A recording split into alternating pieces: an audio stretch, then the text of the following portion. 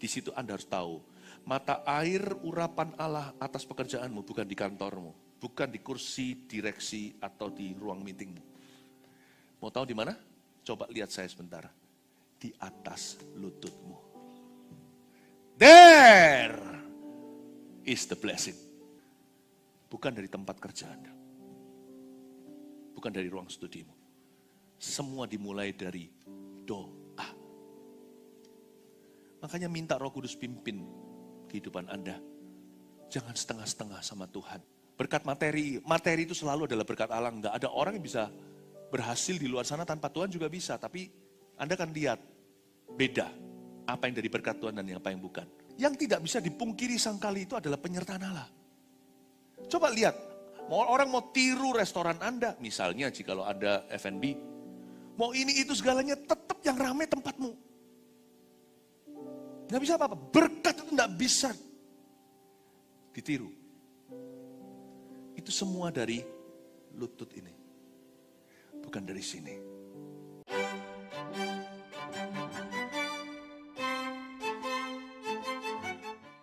Kalau belum subscribe juga segera ya, supaya kita bisa terus mengikuti channel ini dan sehingga channel ini bisa jadi berkat dalam hidupmu. Yehezkiel pasal 47 ayat 1-5 kita baca dulu. Saya kasih judul, jangan takut untuk lebih dalam lagi. Sungai yang keluar dari bait suci. Kita baca bersama-sama aja ya, 5 ayat saja. 1, 2, 3. Kemudian ia membawa aku kembali ke pintu bait suci. Dan sungguh ada air keluar dari bawah ambang pintu bait suci itu. Dan mengalir menuju ke timur. Sebab bait suci juga menghadap ke timur. Dan air itu mengalir dari bawah bagian samping kanan dari bait suci itu sebelah selatan mezbah. Lalu diiringinya aku keluar melalui pintu gerbang utara. Dan di bawahnya aku berkeliling dari luar menuju pintu gerbang luar yang menghadap ke timur. Sungguh air itu membual dari sebelah selatan. Sedang orang itu pergi ke arah timur dan memegang tali pengukur di tangannya. Ia mengukur 1000 hasta dan menyuruh aku masuk ke dalam air itu. Maka dalamnya sampai di pergelangan kaki. Ia mengukur 1000 hasta lagi dan menyuruh aku masuk sekali lagi ke dalam air itu. Sekarang sudah sampai ke lutut. Kemudian ia mengukur 1000 hasta lagi dan menyuruh aku ketiga kalinya masuk ke dalam air itu, sekarang sudah sampai di pinggang. Sekali lagi ia mengukur 1000 hasta lagi, sekarang air itu sudah menjadi sungai di mana aku tidak bisa berjalan lagi, sebab air itu sudah meninggi sehingga orang dapat berenang, suatu sungai yang tidak dapat diseberangi lagi. Tetap dibuka Alkitabnya, saya akan jelaskan satu persatu. Ini adalah nubuatan di perjanjian lama tentang sungai yang keluar dari bait suci. Sebenarnya ini nubuatan secara profetik akan digenapi nanti ketika Yesus datang kembali. Jadi ada pedang bermata dua, nggak hanya bicara tentang situasi kondisi kita hari ini, tapi bicara suatu saat nanti. Jadi sungai ini nanti beneran ada someday, pada waktu Tuhan datang. Nah, tapi ini dijadikan firman Tuhan di Alkitab, berarti relevan. Berarti untuk kita juga today. Nah, artinya itu sangat indah. Dan begitu rohaninya. Tuhan ingin kita itu benar-benar terlibat dalam rencananya. Yerusalem itu tidak dibangun di atas dasar kota ini satu-satunya, mungkin salah satu dari sedikit kota di seluruh dunia yang dibangun bukan di atas dasar perairan yang cukup. Kalau Anda tahu Amsterdam di Belanda, itu perairan. Mana-mana bahkan orang itu naik perahu gitu di kanal-kanalnya. Ya. Bahkan ada lagu di Indonesia, Bengawan, Solo, ya. Sungai Berantas di Surabaya. Pada dasarnya yang namanya kota-kota besar, apalagi yang menjadi pusat-pusat negara, itu harus berada di perairan. Tapi Yerusalem nggak begitu, cuman ada percikan air sana-sini. Jadi ayat-ayat ini bagi orang Yahudi saat itu yang mendengarkan, mustahil, nggak mungkin. Mana mungkin ada sungai keluar dari bawah pintu bait suci lagi? Mana mungkin itu? Let me tell you, don't be a Christian. Jangan jadi orang Kristen kalau Anda dikit-dikit berkata mustahil. Bagi Tuhan tidak ada yang mustahil, tidak ada yang sulit. Katakan amin. Dan saya percaya hari ini dengan berdirinya GMS 2 Surabaya Timur atau GMS Surabaya Barat berdiri di Surabaya Timur ini adalah sesuatu yang sangat-sangat profetik. Membawa hadirat Tuhan di wilayah timur Surabaya. Saya cerita dulu ya. ayat ini begitu khusus. Saya nggak bisa ingat arah-arahan. Saya ini keluarga saya paling tahu, istri saya sekarang paling kenal saya. Saya kalau arah-arahan itu cukup parah. Jadi saya bisa keluar dari mall begini ya, keluar dari WC-nya. Apalagi kalau WC-nya itu ada lorong-lorongnya gitu. Saya keluar lupa masuknya dari mana tadi. Saya bisa tersesat di dalam mall. Jadi saya nggak terlalu hafal timur, barat, utara, selatan. Saya paling susah kalau pas lagi cari jalan, pas nyetir ya kan. Saya turun sebentar, permisi Pak, mau tanya, ya kan. PCM itu di mana? Orang yang tinggal di Surabaya Timur selalu bilangnya, saya baru tahu, Pacimol ya. Di sini ya, Pacimol atau apa. PCM, oh gini Pak. Bapak terus ke utara, nanti kalau kelihatan di situ ada Bangjo, ya kan, ada lampu merah. Ke Bangjo itu Jawa Tengah ya. Kalau di sini lampu merah di Surabaya. Nanti ya Bapak ke timur, lalu habis itu motok lagi, nanti sebelah barat. Saya bingung, saya taunya kiri kanan. Ya kan, saya nggak ngerti ke barat timur gitu. Jadi kalau baca Alkitab yang timur barat gitu juga saya biasanya tersesat. Tapi saya tahu, sungai yang mengalir dari ambang bait suci atau dari pintu bait Allah, saya tahu itu. Nggak mungkin saya miss itu. Tapi suatu hari pada waktu kita ibadah, kalau yang ingat ya, di pukul berapa? Pukul 1 waktu itu. Bahkan bukan saya yang khotbah. Saya yang khotbah bukan ya? Saya yang khotbah. Tiba-tiba saya dapat sebuah, Roh Kudus ngomong gini sama saya. Kegerakan rohani yang di GMS Surabaya Barat ini akan overflow. Loh iya Tuhan. Sekarang di SCC tempat kita ibadah di barat situ, memang sudah overflow, ada ruangan-ruangannya. Bahkan kita jebol ya kan? Iya, bukan. Roh Kudus bilang sama saya, overflow-nya ke timur dan selatan. Overflow maksudnya apa? Lalu saya diberitahu sama Roh Kudus buka di Yeskiel 47 ayat sekian. Waktu saya baca, ternyata mengalir namanya sungai, maksudnya air yang mengalir dari bawah ambang pintu bait suci itu mengalir menuju ke timur. Saya hampir tersedak waktu saya membaca ini ayat 1. Dari bawah ambang suci, bait suci itu mengalir menuju ke timur. Seperti ada sebuah nubuatan, kegerakan rohani yang Allah lakukan dan kerjakan dan terus sedang berjalan di GMS Surabaya Barat akan segera Tuhan lakukan di Surabaya Timur, tidak kalah besar di sini. Bahkan saya tahu Allah punya rencana yang hebat bagi orang-orang yang tinggal di timur Surabaya. Kegerakan rohani di barat itu Allah akan lakukan di dalam kehidupanmu di sini, di dalam pengembalaan dan gereja yang harus hari ini berdiri. Saya excited sekali. Saya cerita dulu ya sebelum saya masuk ke pengajaran, izinkan saya masuk ke profesi. Izinkan saya untuk sharing dulu perkara-perkara yang sifatnya rohani. Saya nggak ngeroh, tapi saya akan saksikan kepada Anda, saya sharingkan my spiritual experiences atau pengalaman-pengalaman rohani saya. Karena saya percaya apa yang kita alami detik ini sekarang itu semua sudah ada di dalam nubuatan Tuhan atas gereja kita. Lalu tadi malam saya tidur pukul 12. Pukul 2:30 pagi saya mengalami peperangan rohani. Sesuatu yang aneh saya cerita gini, bagi orang-orang yang takut biasanya sendirian, apalagi dalam kegelapan, please jangan takut ke WC ya. Saya nggak akan ceritakan lebih daripada yang saya perlu bagikan. Saya nggak akan banyak fokus ke setannya, tapi saya fokus ke Tuhan dan nubuatannya. Tapi 2:30 pagi tadi saya nggak bisa pungkiri, saya mau cerita sama Anda, saya mengalami peperangan rohani. Singkat cerita, saya didatangi oleh 2 roh jahat. 2:30 pagi tadi saya mengalami pengalaman yang aneh sekali. Lalu saya melihat tubuh saya itu di ranjang saya, wong saya tahu jamnya kok. Saya kalau hari Minggu atau besoknya pelayanan pagi-pagi, saya selalu pakai jam tangan saya tidur. Jam ini nggak saya copot. Tapi kalau besok nggak ada apa-apa, saya copot lah ya. Tapi kalau besok, saya setiap pagi kalau dibangunin Tuhan, saya harus lihat jam berapa langsung. Tempat kan gelap-gelap, nggak bisa lihat jam di mana. Tapi di tangan saya kan saya bisa intip. Waktu saya lihat, saya bisa lihat tangan saya sendiri, tapi badan saya nggak ada tapi saya tidak berada di ranjang saya.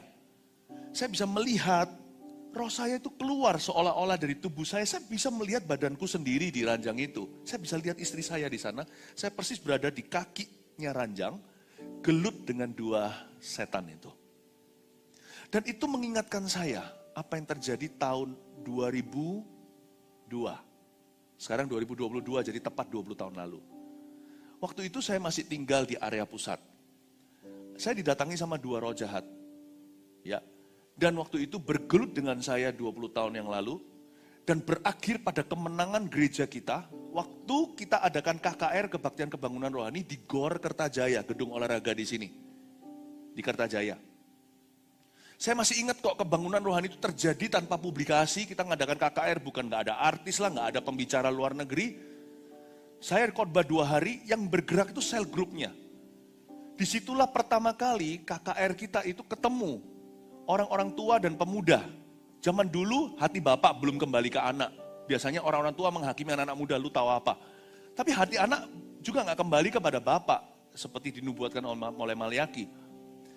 Anak-anak muda lebih merasa, papaku kuno. Atau merasa, ini orang-orang tua di gereja ini nggak ngerti tentang bagaimana menjadi orang Kristen yang radikal. Tapi hari itu dipatahkan, tahun 2003 saya masih ingat. Kita di GOR Kertajaya itu, setiap CG, kelompok sel, baik yang remaja pemuda zaman itu, bukan namanya AOG, belum itu, Army of God, belum namanya demikian. Waktu itu namanya Remasa dan Pemasa.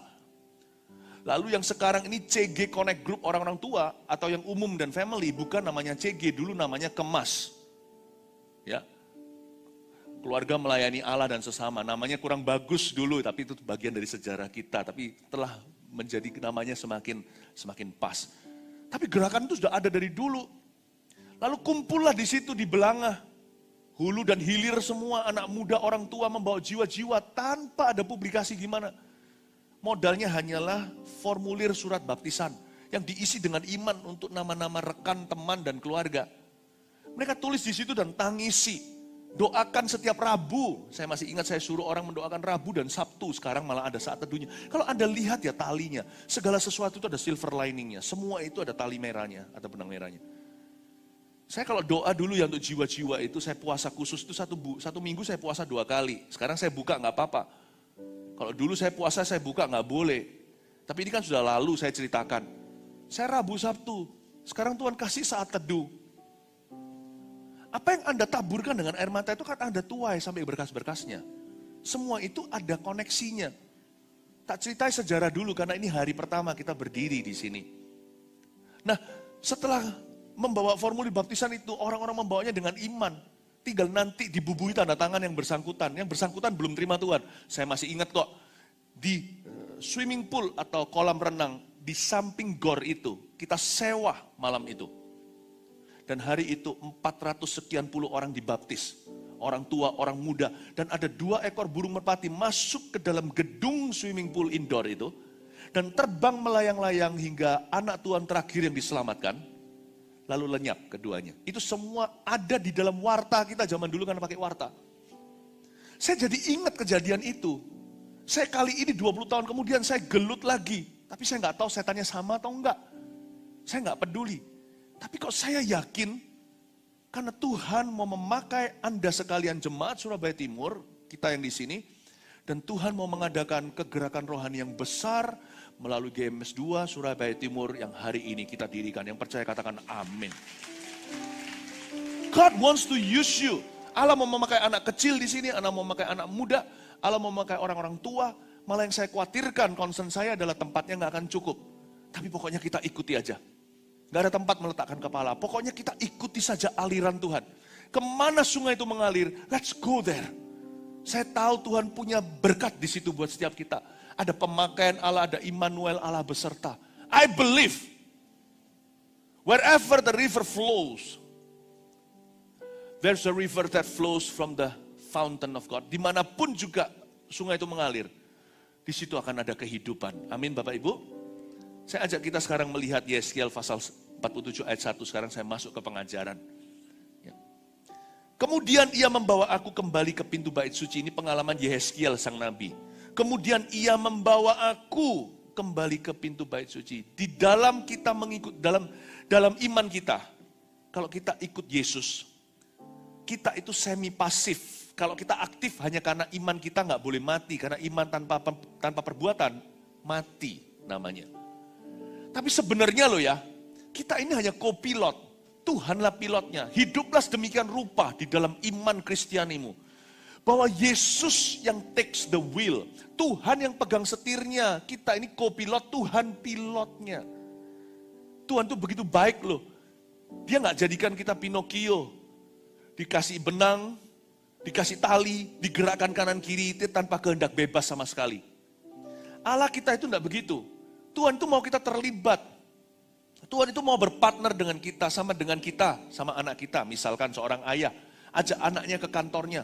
Apa papanya kurang staf? Enggak, tapi kalau ketika anaknya sudah beranjak dewasa, papanya itu punya kerinduan untuk berpartner dengan putranya. Itu normal. Karena putranya itu mirip dia, darah dagingnya. Tuhan itu mau bermitra dengan kita, jikalau malaikat itu hanya hamba-hambanya. Di dalam hidup kita, dalam iman Kristiani, kita itu bukan puppet. Kita itu bukan bonekanya Tuhan. Kita itu anak-anaknya Allah. Tuhan mau kita mengerti kehendak rencananya supaya nanti kita nggak dipanggil sebagai hamba Tuhan, tapi sebagai sahabatnya. Sebab seorang budak tidak tahu apa yang dilakukan tuannya. Budak hanya pesuruh, tapi anak itu pewaris. Tuhan mau kita mewarisi janji itu, tapi dalam mewarisi itu, kita mesti terlibat. Apa yang Tuhan sedang kerjakan. Tangkaplah hati Allah, tangkaplah visinya. Jangan hidup egois lagi demi diri sendiri. Jangan kejar semata-mata mimpimu, kejar mimpi Allah lebih dulu, carilah dahulu kerajaan sorga dan kebenarannya. Kemudian ia membawa aku kembali ke bait suci, jelas-jelas kita tahu leadernya siapa, bukan Yeskiel, leadernya adalah Tuhan. Makanya itu mintalah Roh Kudus. Ya, mintalah Roh Kudus untuk memimpin setiap aspek kehidupan kita. Minta. Kita harus sengaja tiap hari. Kenapa sih kita saat teduh pribadi?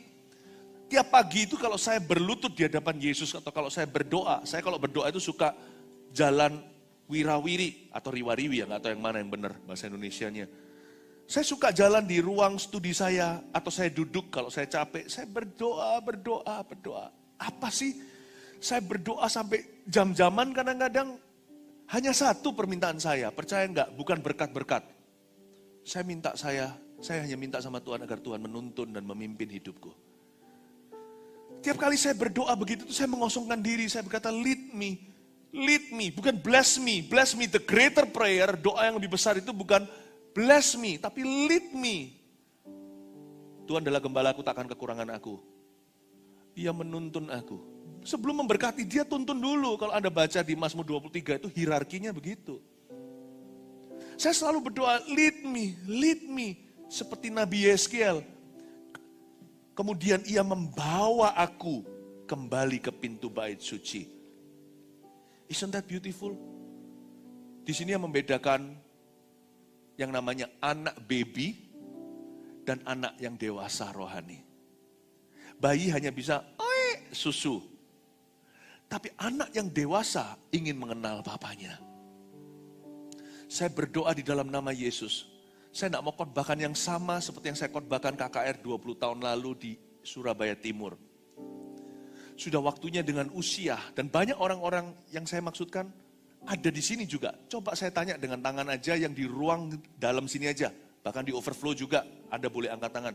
Kalau Anda tahu yang saya tadi ceritakan, Anda bahkan ada di KKR GOR Kertajaya itu, angkat tangan. Ada nggak? Ini, ya.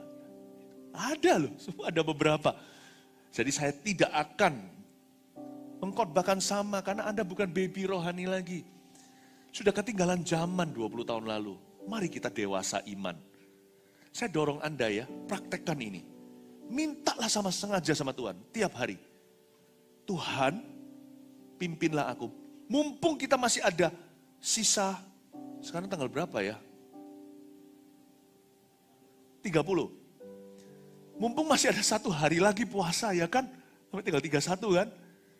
Permintaan terakhir deh, jikalau permintaan awal itu bless me gak apa-apa sudah, kan proposal udah masuk ke Tuhan. Terakhir katakan, please above all di atas segalanya, pimpin aku, pimpin keluargaku.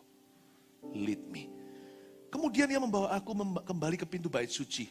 Luar biasa, Tuhan yang bawa dia. Dan sungguh ada air keluar dari bawah ambang pintu bait suci. Dan mengalir menuju ke timur. Coba perhatikan, ada air keluar. Ada air keluar ini bukan dari mata air loh ya. Banyak orang Kristen itu salah duga. Mereka kira bahwa berkat itu keluar dari tempat kerja. Oh salah. Bisa mengalir ke sana. Itu bukan matanya. Itu bukan mata air, karena itu matamu jangan tertuju ke situ. Ada orang mengira kalau dia sekolah tinggi-tinggi, saya nggak anti. Bahkan gembala-gembala yang di bawah saya sekarang total ada 14, bahkan termasuk istri saya sendiri, semuanya sekolah, master's program. Langsung. Saya percaya formal education, tapi kalau banyak orang mengira dengan gelar dan titelmu, Anda pasti dapat pekerjaan yang baik dan Anda pasti akan puas dalam kehidupanmu, Anda pasti berhasil. Enggak tentu. Janganlah matamu tertuju ke situ. Air itu enggak keluar dari sungai ternyata. Air Allah tidak keluar dari lautan, samudra raya atau tempat basah. Ada orang kira kalau aku kerja ini itu pasti duitnya lebih banyak. Sehingga segala sesuatu dikerjai. Jadi nggak tahu segala sesuatu dia kerjakan maksudnya. Nggak tahu apa yang dia mau. Dia kira dengan bersusah payah dia akan tambah kaya. Loh, saya nggak ajarkan kita malas-malesan. Kita semua itu apapun profesi termasuk kita kependetaan. Ini kita ngelembur-ngelembur loh. Betul-betul kita itu ngelembur-ngelembur. Ini semua terjadi bukan karena kebetulan. Ini semua hasil kerja keras loh. Berapa hari yang lalu FYI, for your information only. Tempat ini bukan karpetan begini. Berapa hari lalu masih bentuknya seperti bangunan-bangunan yang belum jadi. Ini orang-orang lembur. Volunteer kita, full-timer kita. Ya kan? Semua kerja keras. Didukung Pakuwon. Kita bekerja keras untuk menjadikan tempat ini layak ibadah. Saya kaget loh, itu hari per hari. Saya nggak berkata bahwa kita boleh malas-malasan. Ada berkat dalam kerajinan. Amsal katakan, tangan rajin menjadikan kaya, tangan malas, lipat tangan sebentar lagi, tidur sebentar lagi, maka kemiskinan akan menyerbu seperti maling di tengah-tengah hari. Tapi jangan kira dengan susah payah Anda akan diberkati. Air itu air bisa ngalir ke situ, matanya nggak di sana. Coba bayangkan, mata air kita dari mana, kemudian ia membawa aku kembali ke pintu bait suci. Dan sungguh ada air keluar dari bawah ambang pintu bait suci, ternyata dari gereja. Saya waktu lihat gini, wow, gereja nggak sempurna. Gereja itu bukan sorga. Nggak ada pepatah orang datang ke gereja pasti masuk sorga. Nggak ada. Tapi kenapa ada rumah Allah didirikan? Kenapa Tuhan masih menggerakkan seperti Roh Kudus di zaman Kisah Para Rasul, menggerakkan hati Paulus misalnya, menggerakkan hati Petrus. Mengapa Tuhan menggerakkan mereka, Timotius dan Silas? Karena bagaimanapun juga Tuhan tidak pernah menceraikan istrinya. Mempelai Kristus itu adalah gereja. Gereja memang bicara tentang orangnya, bukan gedungnya. Tapi gereja itu perkumpulan orang yang membangun visi Tuhan. Dari bawah itu mengalir, atau dari bawah itu keluar air. Ternyata urapan kita bermuara atau bermula pada kerohanian. Bangun kerohanianmu. Nanti minggu depan saya akan berkhotbah, mulai masuk ke pengajaran Esra, jadi saya selang-seling. Waktu saya datang ke selatan, lalu ke timur lagi, selalu periodikal. Sebagai gembala sidang, saya harus tilik semua.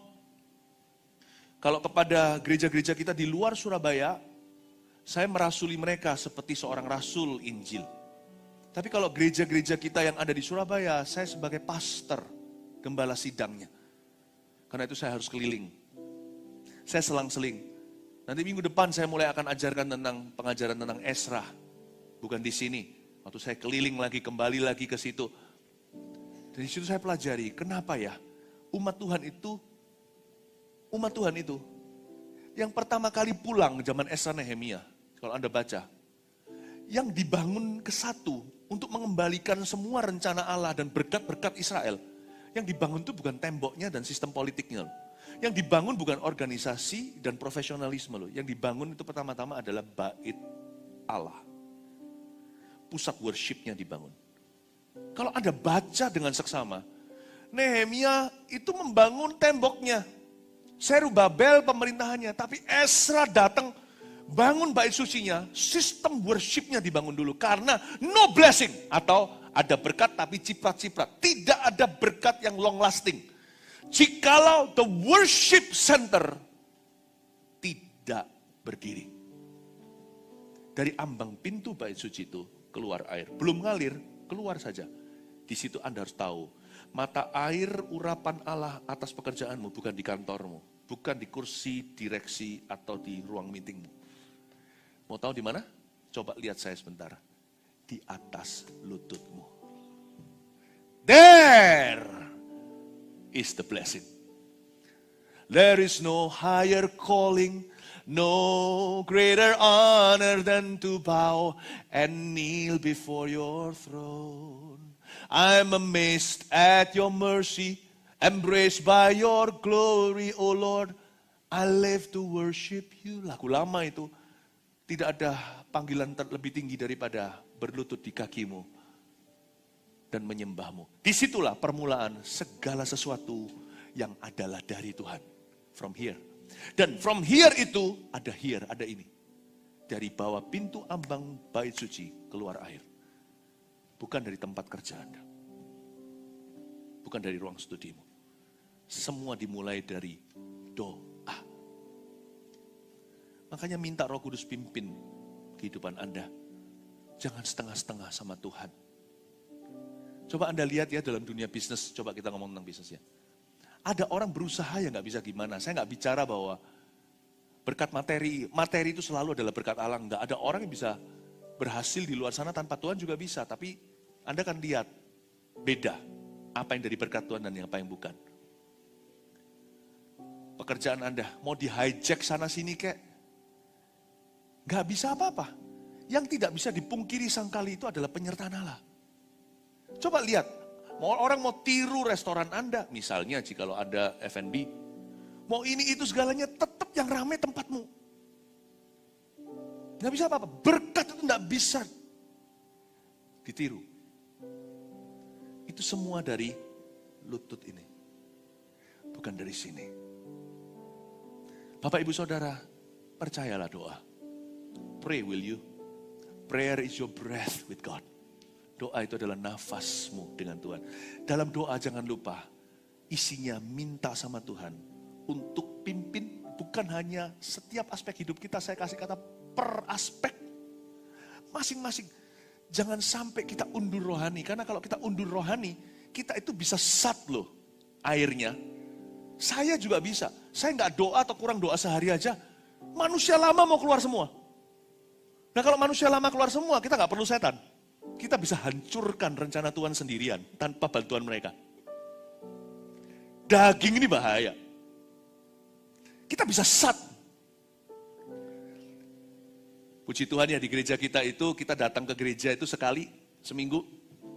Lalu bersekutu dengan saudara seiman dalam kelompok kecil itu sekali. Hanya 2 kali aja. Dari 7 hari hanya 2 kali. Itu pun bukan seharian. Itu menurut saya sudah minimalis. Itu UMR-nya. Bayangkan kalau saya nggak ke gereja 2 minggu, saya nggak ngomong gini karena kita buka gereja ya, enggak. Saya nggak pernah gitu. Imanku nggak murahan. Tapi coba Anda renungkan, kenapa kita buka ibadah di sini supaya jangan sampai orang karena jarak, tidak beribadah atau nggak beribadah sungguhan atau asal-asalan. Di tempat di mana Anda bertumbuh, ya kita harus kejar ke situ. Kalau Anda bertumbuh di sini, kita bawa situ ke sini. Tujuannya 1 minggu, kalau 2 minggu kita nggak ke gereja aja udah kerasa banget. Udah kerasa sekali. Dan kita ketemu dengan saudara seiman, kita di charge. Tapi kalau secara individu atau pribadi ya kita harus saat teduh secara pribadi. Sama Tuhan itu jangan ikut jarak panjang. Sama Tuhan itu ikut jarak dekat. Ya, kita kalau punya goal boleh goal jangka panjang. Tapi kalau kita ikut Tuhan harus jangka pendek. Dikit-dikit kembali kayak benteng-bentengan gitu. Waktu saya kecil main benteng-bentengan. Benteng gak boleh ditinggalkan jauh-jauh, nanti kita ketangkap musuh.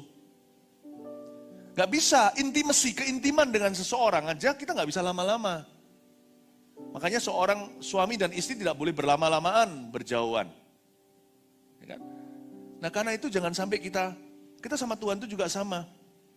Kita itu harus mengikut dari dekat. Saya bersyukur, minta sama Tuhan setiap aspek hidup kita itu dipimpin sama Roh Kudus. Kita lanjut ya, ayat yang kedua. Lalu diiringinya aku keluar melalui pintu gerbang utara dan dibawanya aku berkeliling dari luar menuju pintu gerbang luar yang menghadap ke timur. Sungguh air itu membual dari sebelah selatan. Ayat 3. Sedang orang itu pergi ke arah timur dan memegang tali pengukur di tangannya. Ia mengukur 1000 hasta. Bolehkah Anda berkata sama saya 1000 hasta? 1, 2, 3, 1000 hasta. Oke, karena ini nanti kita ulang-ulang. 1000 hasta ya. Dan menyuruh aku masuk ke dalam air itu. Bagus ini. Jadi ada satu orang pergi ke arah timur, mengukur tali pengukur, memegang tali pengukur, dia mengukur 1000 hasta. 1000 hasta itu, supaya Anda tahu, kurang lebih setengah kilometer. Atau 500 meter. 1000 hasta. Jadi ini, Yeskiel pasti kurus. Dia sudah jalan 1000 hasta, 1000 hasta lagi.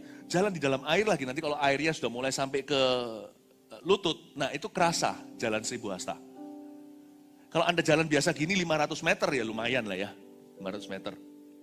Dan kalau dengan dalam air, apalagi kalau sudah sepinggang, jalan di dalam air itu lebih berat.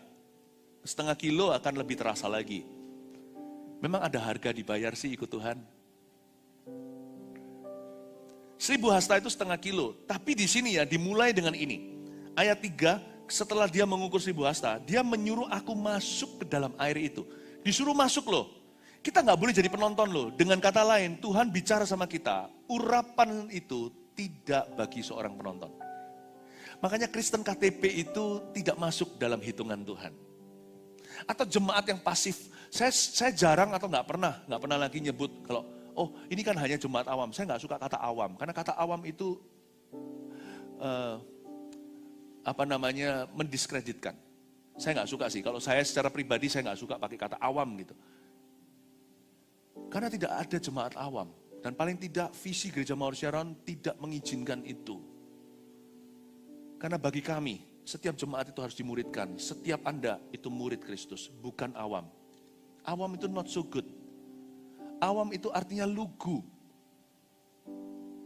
Ya, lugu. Seolah-olah orang itu, lihat orang itu polos. Kata polos itu nggak terlalu bagus loh, kalau konotasinya jelek. Orang itu polos itu artinya, bisa artinya dungu. Saya nggak suka kata awam. Tak ada satupun di sini adalah awam. Kita tidak membuka rumah ibadah tapi tempat pengembalaan. Di mana setiap jiwa-jiwa dimuridkan dengan baik dan benar. Saya berdoa di dalam nama Yesus, kita semua masuk ke dalam air itu, nggak ada yang menonton saja. There is no anointing in watching. Makanya jangan menonton saja. Jangan hanya menonton tapi terlibat juga. Urapan itu diberikan bagi orang yang nyemplung. Buat apa kita belajar renang, diajari begini ya, nanti kamu kakinya begitu, tangannya gitu. Cara renang terbaik adalah, ini cara kuno ya, sebelum zaman les-lesan. Waktu saya masih kecil, saya bisa renang, tahu nggak gimana caranya? Tentunya nggak ngawur, papa saya itu seorang atlet. Wah kuat sekali, main squash. Ayah saya renang, waktu kecil kan anak desa. Ya, dari Jember sana. Jadi kalau berenang itu yang ada di sungai yang ada pusarannya itu loh. Jadi ada putaran air itu yang bisa nyedot orang masuk itu. Papa saya waktu kecil itu renang di situ. Jadi waktu ayah saya ajari saya renang, caranya terbaik. Saya bilang, Pak renang gimana, ajari tangannya gini. Oke gini, kamu masuk dulu ke papa ke air. Masuk ke air. Dulu di Surabaya ada namanya Taman Tirta. Itu kolam renang yang sekarang menjadi TVRI itu. Ayah saya angkat saya, karena saya masih kecil, dibalik badannya, dilempar biur masuk ke air. Udah, itulah hari perdana saya renang. Masuk dulu, saya gak sempat nangis. Mana bisa kita nangis di dalam air? Tapi ayah saya lihat nih, pasti gak mengizinkan saya tenggelam. Setelah itu saya bisa survive sendiri. Ya itu cara kuno, ada cara lebih baik. Tapi apa baiknya sih belajar renang kalau teori? Nyemplung bro, masuk. Air harus masuk. Satu-satunya cara kita bisa dalam rencana Allah adalah kalau kita terjun, bukan bebas, terjun dalam tuntunannya. Makanya yang nomor 1 adalah minta Roh Kudus tuntun. Selanjutnya, kita harus terjun. Masuk ke air itu. Nyemplung ke sana. Dia menyuruh aku masuk ke dalam air itu. Kata menyuruh di situ, he commanded me.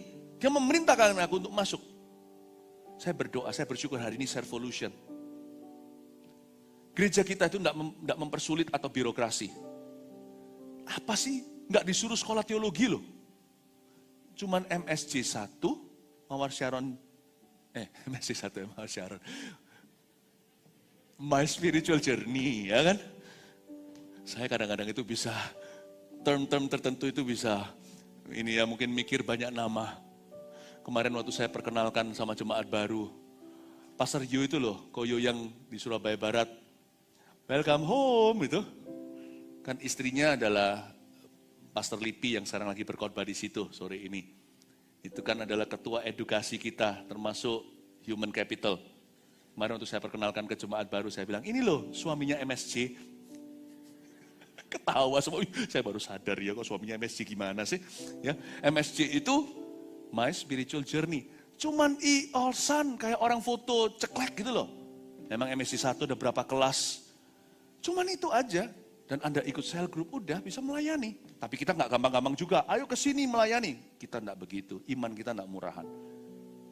Karena kita mesti jalan 1000 hasta. 1000 hasta ya betul ya, 1000 hasta. Kita mesti jalan.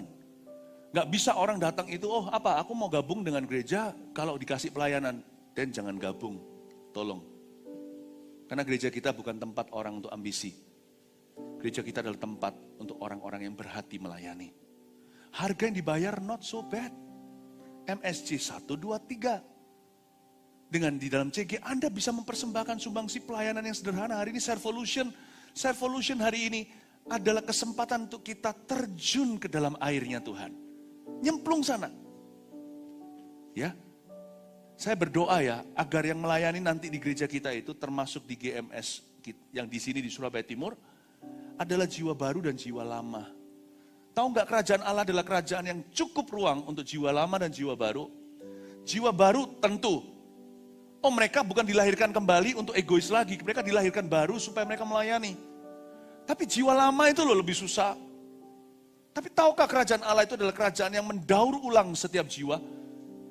Yang lama bisa diperbarui. Jikalau yang terdahulu bisa menjadi terkemudian. Kalau orang-orang lama yang menjadi terkemudian, kalau mereka mau aja Tuhan buka pintu, dunia aja tahu ada kemauan, ada jalan.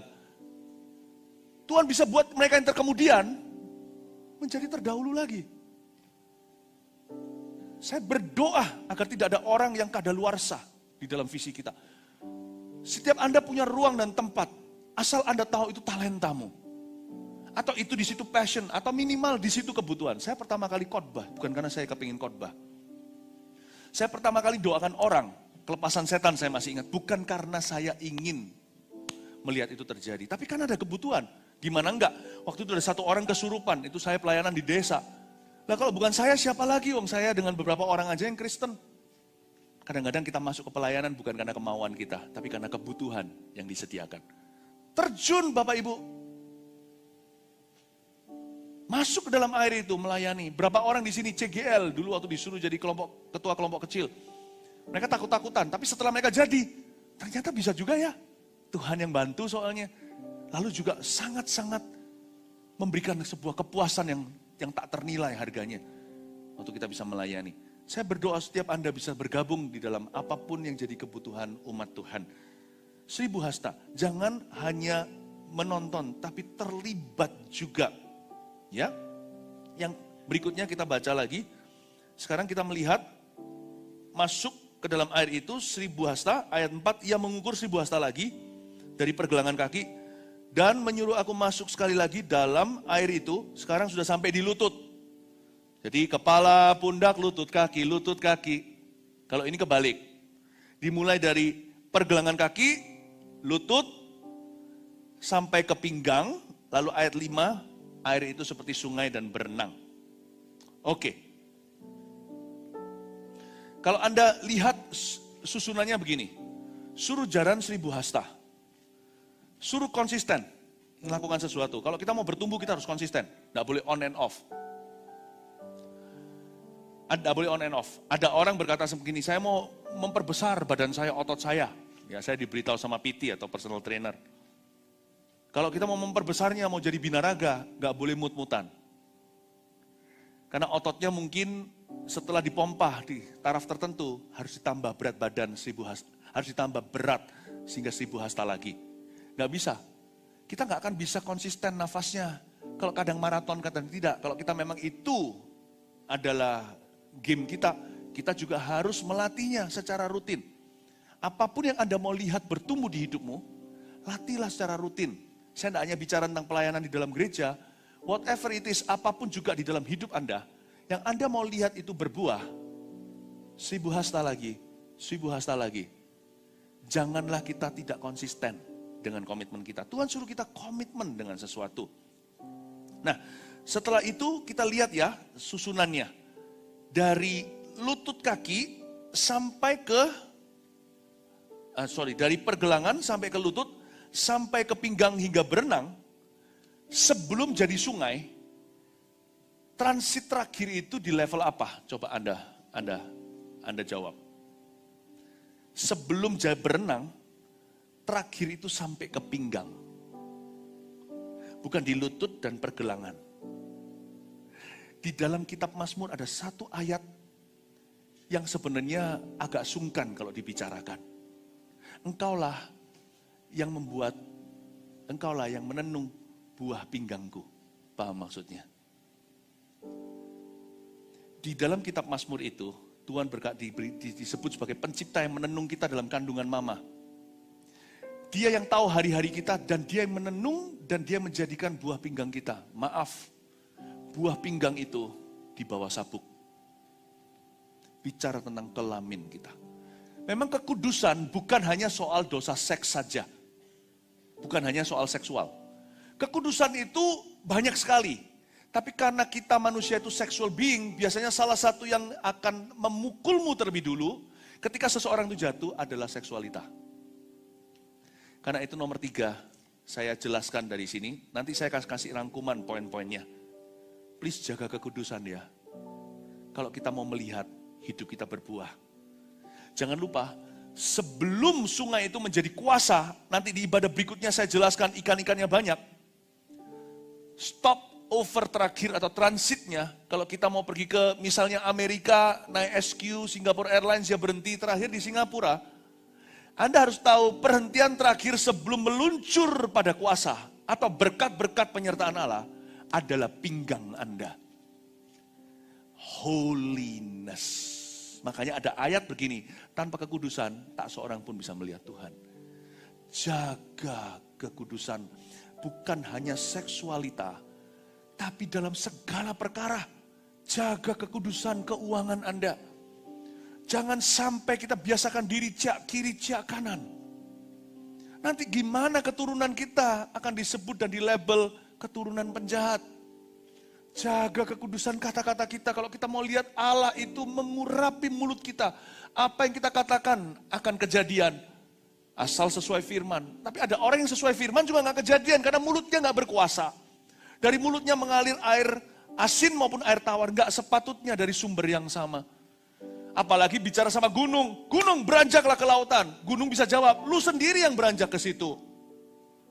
Gunung berani bantah sama kita. Pohon ara kita kutuk, hanya tertawa.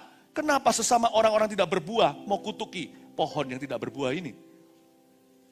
If you want to see your words, kata-kata Anda penuh dengan kuasa, dan dimulai dengan kata-kata kita harus penuh kekudusan Allah. Jaga kekudusan. Sebab ujungnya adalah kuasa.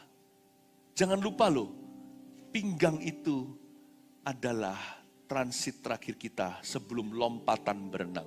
Dari pinggang, gak pernah Tuhan bilang, lalu bertele-tele, kemudian sampai ke pundak dulu, ke leher, ke janggutnya, baru ke kepala, baru berenang, gak pernah. Asal dari kekudusan, kita langsung lihat Tuhan. Boom, langsung berenang. Tidak ada lagi stage berikutnya. Jangan jatuh dalam dosa seksual. Dalam pernikahan, jangan ada selingkuh. Yang sudah selingkuh, cepat bertobat kembali. Masih ada masa depan, kata firman. Firman Tuhan berkata, there is still future for you. Anak-anak muda, jangan serahkan virginity-mu. Jangan serahkan kegadisan kalau yang perempuan. Kalau yang cowok, pejakaannya. Jangan diserahkan. Jangan berhubungan seks sebelum menikah. Yang sudah menikah, jangan berhubungan seks di luar pernikahan Anda. Karena Allah hendak melakukan sesuatu yang besar. Pada waktu Christmas tahun lalu, waktu kita sama-sama di Surabaya Barat. Di salah satu ibadah di 8 kali saya kebaktian, itu saya masih ingat 24 dan 25. Itu dua hari 8 kali saya khotbah. Salah satu khotbah saya lupa tepatnya yang mana. Saya ada menyampaikan nubuatan yang saya terima. Tahun 2004 nanti akan ada banyak shift pergeseran di Indonesia. 2024 maaf. 2025 nanti. Onwards. Indonesia akan dibuat Tuhan makmur. Bukan hanya dari segi sisi materi. Tapi dari segala-segala 2025 sampai 2030 saya sampai juga menubuatkan tentang beberapa hal yang tentunya perlu diuji karena kita belum di situ. Pada saat itu nanti banyak anak-anak Tuhan yang gigit jari karena nggak punya fondasi. Waktu kemakmuran tiba, Anda akan kelaparan. Bukan bicara tentang keuangan, tapi Anda akan kehilangan kesempatan untuk memuliakan Tuhan. Now, sekarang waktunya. Kalau kerajaan Tuhan itu bayar di depan. Kekudusan itu bukan untuk bayar tiket ke sorga. Sorga itu cuma-cuma, penyamun di samping Yesus itu loh masuk begitu saja. Tapi kalau Anda mau lihat sorga masuk di hidup Anda, kalau Anda masih hidup lebih lama daripada si penyamun yang mati, langsung di samping Yesus itu, sore itu di Firdaus, maka Anda dan saya harus jaga kekudusan. Dan setiap kali kita jaga kekudusan, ingatlah, ujungnya ada kuasa. There is power, ada kuasa. Jangan lupa, terapkan ini. Apa yang Anda hendak lakukan dalam kehidupanmu itu tidak bisa terjadi tanpa kekudusan di situ. Karena Tuhan tidak memberkati orang yang kompromi. Orang yang salah bertobat, Tuhan terima. Tapi setelah itu janganlah hidup kita itu ditujukan pada dosa yang kita sengaja. Nggak sengaja aja kita berdosa loh, benar nggak? Kita nggak sengaja aja masih bisa jatuh loh. Apalagi kalau orang sama dosa udah lumrah, nggak apa-apa, toh ada pengampunan. Apalagi kalau divisikan, dosa itu boleh dengan kesengajaan, matilah, nggak mungkin dia mencapai apa-apa. Jaga kekudusan. Ayo 3 poin sederhana, dengan ini saya selesai. Jangan judulnya saya kasih tadi, Anda tulis judulnya jangan takut untuk lebih dalam lagi. 1, minta Roh Kudus pimpin kasih patah aja, per aspek hidup kita. Minta Roh Kudus pimpin supaya nggak lupa. Itu setiap masing-masing semua menyeluruh totalitas. Minta Roh Kudus pimpin aspek hidup kita. Jangan hanya yang mau dipimpin sama Roh Kudus hanya pekerjaannya. Lalu habis itu nanti soal yang anak-anak muda nih, yang pacaran, jangan otak-atik ya Tuhan. Pacaran itu urusan saya, nggak bisa. Per aspek itu everything. Serahkan pada Roh Kudus. Kita mau jadi Kristen yang sungguh-sungguh bukan? Minta Roh Kudus pimpin per aspek hidup kita. Kedua, jangan hanya menonton, tapi terlibat juga. Katakan pada dirimu sendiri, aku harus terlibat dalam apapun yang Tuhan sedang kerjakan di bumi ini. Aku mau terlibat. Ya. Sama, berkat keluarga juga gitu. Nggak bisa ada ayah yang berkata, nggak apa-apa. Saya cuma biar uang saya aja yang beri mereka makan, biar semua pendidikan di rumah serahkan ke mama. Nggak bisa. Papa, sudah waktunya Anda terlibat. Masalah terbesar di dunia ini adalah absent fathers, ayah yang absen. Nggak bisa. Ya, istri juga harus mau tahu, bukan cereweti. Semua ada caranya kan. Jangan pakai cara yang annoying, pakai cara yang anointing. Doakan dulu. Istri mau tahu, harus mau tahu. Nggak tahu, nggak mau tahu. Suami gimana kerjaannya? Sekalipun dia nggak menunjukkan butuh, minimal Anda bisa tanya, how are you? Nanti kalau dia cerita pelan-pelan, Anda layak diceritai, Anda udah bisa dipercaya, nanti kan nambah bertambah. Ada banyak hikmat-hikmat Priscilla Aquila yang Anda terima, bukan Ananias dan Safira yang sama-sama jodoh soal salah.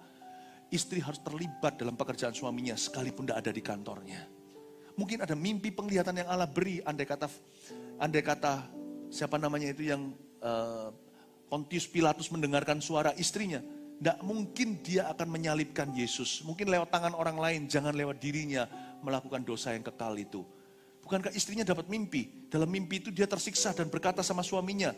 Diberitahu sampai ke ruang kerjanya. Istri gak boleh datang di zaman Italia waktu itu. Si istri Pontius Pilatus berkata, honey, let go your hands. Lepaskan tanganmu atas orang ini. Orang ini orang benar, gak didengar. Istri mungkin gak sehebat kongsi, gak sehebat staf ahli. Tapi istri itu tahu seluk-beluk suaminya. Jadi you harus mau tahu. Doakan. Jangan hanya berkata, terserah papa pokoknya yang penting pulang. Membawa semangkuk berlian. If you love your husband, you must know. You must know his will. Terlibat.